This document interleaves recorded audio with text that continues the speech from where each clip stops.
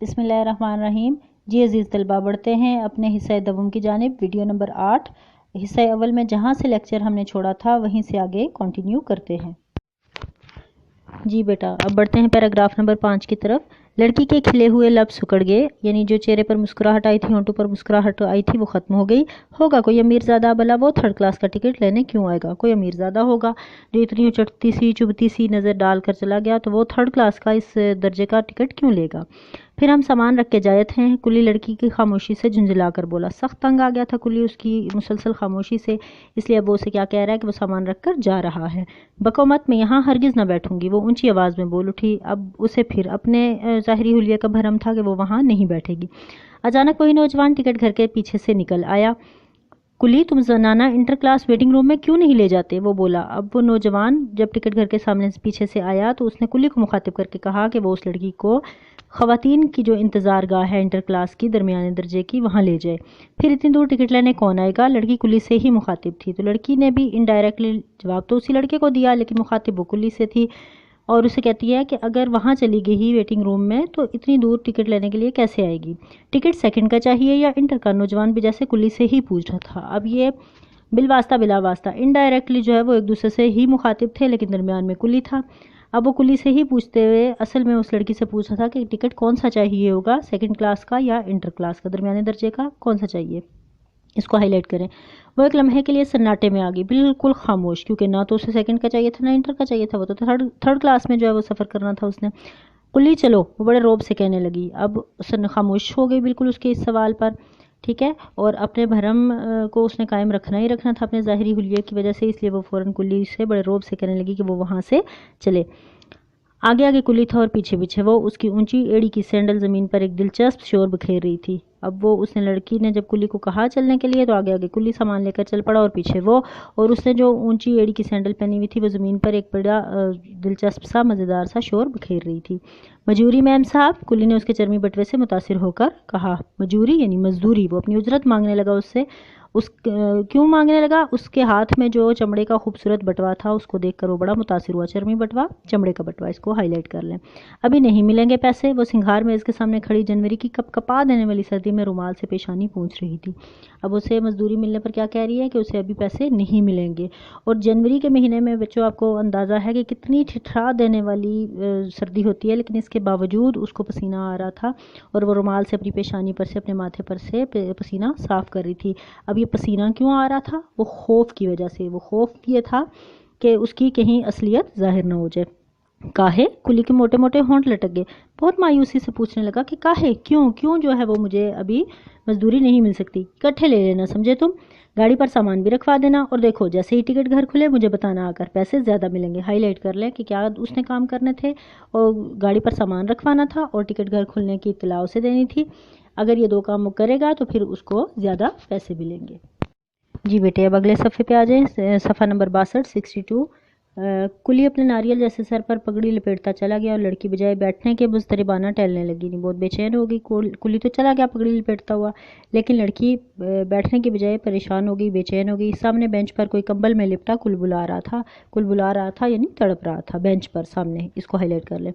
Paragraph number 6۔ عجیب مصیبت ہے، وہ دل ہی دل میں کہنے لگی، یہ کمبخت مرد ہر موقع پر آدھمکتے ہیں۔ کمبخت یعنی بدبخت، کم نصیب۔ عجیب مصیبت ہے۔ اس کو اب کس پہ غصہ آ رہا تھا؟ اس نوجوان پر جو اچانک ہی اس سے سوال و جواب کرنے لگ گیا تھا۔ کچھ نہیں تو 2nd اور انٹر کا شوشہ ہی چھوڑ دیا۔ اب کیا کہہ رہی ہے؟ اسے غصہ کس بات کا ہے کہ اس نے کیسی بات کر دیا؟ آ کے تو پوچھنے لگ گیا کہ اس نے کون سے درجے میں سفر کرنا ہے۔ اب اسے کیا معلوم کہ اس نے اس وقت جو کچھ میرے پاس دیکھا بس یہی میری کل کائنات ہے۔ اٹیچی کیس اور ہول ڈال یعنی بستر بند، جس میں اس نے اپنا بستر باندھ کے رکھا ہوا تھا، اچھے زمانے کی یادگار ہے، یعنی جب ان کے حالات اچھے تھے تو اس وقت جو ہے ان کے پاس یہ اس وقت کی ہیں چیزیں۔ چرمی بٹوا ایک سہیلی کا تحفہ، یعنی اور جو یہ بٹوا ہے، پرس ہے اس کے پاس چمڑے کا، یہ اس کی کسی سہیلی نے اسے تحفہ دیا تھا۔ اور یہ برقع چلتے وقت خالہ جان کا مانگ لیا تھا کہ مسافر عورتیں میلے کچیلے برقعے والیاں دیکھتے ہی پھیل پھیل کر بیٹھ جاتی ہیں۔ اب یہ برقع کو اس کا ہے، محلے کی کسی خالہ کا یا اپنی سگی خالہ کا، کہ لیا کس لیے تھا، کس مقصد کے لیے؟ کہ مسافر عورتیں اگر میلے کچیلے برقعے والیوں کو دیکھتی ہیں تو پھر پھیل پھیل کر بیٹھ جاتی ہیں اور جگہ نہیں دیتی۔ جی بیٹا، پیراگراف نمبر 7۔ آج ہی دوپہر کو تو چچا جان کی بیماری کا خط ملا تھا۔ اب یہاں اس پیراگراف میں ہمیں یہ پتہ چلے گا کہ لڑکی سفر کیوں کر رہی تھی۔ دوپہر کو چچا جان کی بیماری کا خط ملا تھا، ہائی لائٹ کر لیں۔ امی جان کا خیال ہے کہ اگر گھر سے انہیں کوئی دیکھنے چلا جاتا تو اچھا تھا، ورنہ وہ یہی کہیں گے کہ ہم نے تو بھائی کے مرنے کے بعد بھابج یعنی بھابھی اور بھتیجے بھتیجیوں کا اتنا خیال کیا کہ پیسے کو پیسہ نہ سمجھا، لیکن وہی برے وقت کے ساتھی نہیں۔ ماں کا یہ خیال تھا کہ چلے جانا چاہیے دیکھنے کے لیے، کیونکہ اتنا حق رشتہ داروں کا جو ہے وہ بنتا ہے۔ بس وہ اتنا ہی سن کر جانے کو تیار ہوگی۔ امی جان نے جانے کب سے 3 روپے جوڑ کر رکھے تھے، 3 روپے کو ہائی لائٹ کر لیں۔ پرانے دور کی بات ہے، 1 صدی پہلے کی بات ہے، تو 3 روپے خاصی خطیر رقم ہوا کرتی تھی۔ 100 نکال کر دیے کہ تم عقیل کو ساتھ لے کر چلی جاؤ۔ عقیل بچہ ہی صحیح لیکن ہے تو لڑکا، ہائی لائٹ کریں عقیل کو، عقیل اس لڑکی کا بھائی۔ اور ماں کی نفسیات کیا ہے کہ عقیل بچہ ہی صحیح ہے لیکن ہے تو لڑکا، یعنی کوئی نہ کوئی ساتھ ہونا چاہیے، اور مرد کا ساتھ ہونا سفر میں زیادہ بہتر ہے، چاہے وہ بچہ ہی کیوں نہ ہو۔ بس یہی ان کی بات تو مجھے زہر معلوم ہوتی ہے۔ جانے وہ لڑکیوں کو کیا سمجھتی ہیں؟ میں نے ان سے پوچھا کہ میں کیا کوئی لڈو پیڑا ہوں جو کوئی کھا لے گا اور عقیل کو دیکھ کر ڈر کے مارے اگل دے گا۔ اب یہ پوری سٹیٹمنٹ آپ ہائی لائٹ کریں گے کیونکہ یہ آپ کا ایک مختصر سوال بھی ہے جس کے آنسر میں یہ آپ کو ہیلپ آؤٹ کرے گا کہ وہ کہتی ہے، ماں سے پوچھنے لگی ہے کہ کیا وہ کوئی لڈو پیڑا ہے کہ جو کوئی کھا لے گا، اور عقیل اتنا کوئی طاقتور قسم کا محافظ ہوگا کہ اسے دیکھ کر ڈر کے مارے مجھے جو ہے وہ کھائے گا نہیں۔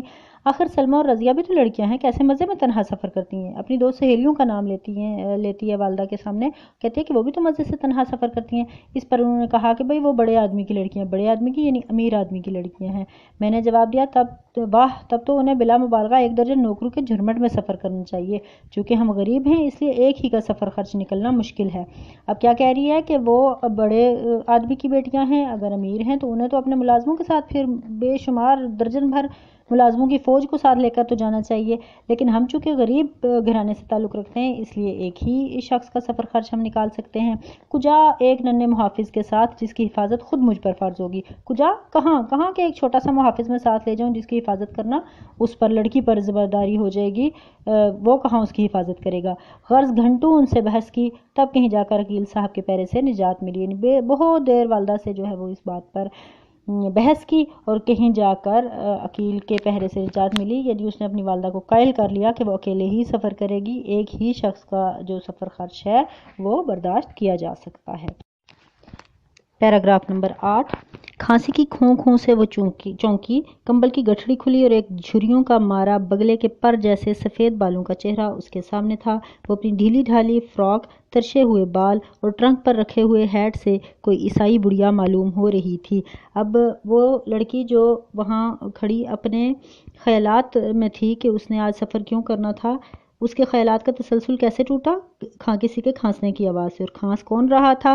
کوئی بہت ہی بوڑھی سی جھریوں والے چہرے کی ایک سفید بالوں والا چہرہ تھا، اور ڈھیلی ڈھالی فراک اس نے پہنی ہوئی تھی، بال اس کے کٹے ہوئے تھے، اور ٹرنک یعنی کہ اس کے صندوقچے پر، چھوٹے صندوق پر جو ہیٹ رکھا ہوا تھا یعنی اس کی گول ٹوپی رکھی ہوئی تھی، اسے ایسا معلوم ہوا کہ وہ کوئی عیسائی بڑھیا ہے۔ اس کے کھانسنے سے اس کا خیالات کا تسلسل ٹوٹا۔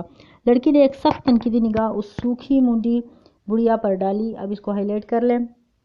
اتنی بوڑھی عورت اور سوکھی سی بالکل بیزار سی اس کو لگی، اور پھر دل ہی دل میں اس خشک ساتھ پر افسوس کرنے لگی۔ اسے بہت افسوس ہوا کہ وہ اس کے ساتھ سفر کرے گی۔ کاش اس پھوکر کے پانی کی طرح ساکت بڑھیا کے بجائے کوئی سمندر کی سی بے چین نوجوان لڑکی یہاں ہوتی جو اس کے ریشمی سیاہ برقعے میں دہکتے چہرے کو رشک سے دیکھتی۔